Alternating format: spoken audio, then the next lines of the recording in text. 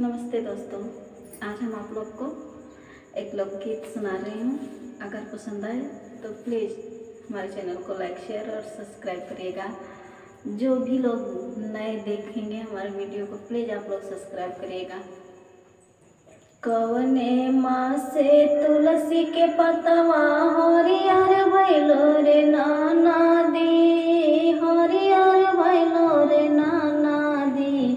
कौने माँ से भैया तोर विदेशवा गइलो रे नाना दी, कौने माँ से भैया तोर विदेशवा गइलो रे नाना दी, कौने माँ से भैया तोर।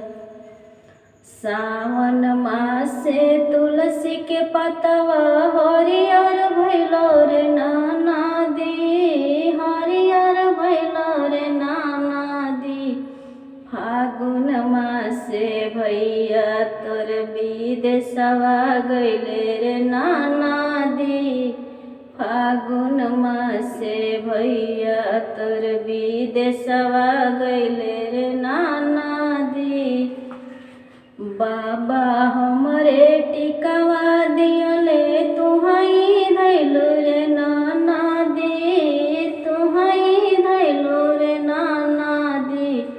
भैया तोर विदेशवा गइले देखहु न पौलो रे नाना दी, भैया तोर विदेशवा गइले देखहु न पौलो रे नाना दी।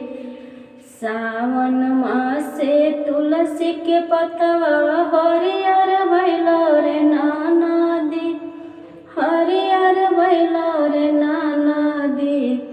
फागुन मासे भैया तोर विदेशवा गइलो रे नाना दी, फागुन मासे भैया तोर।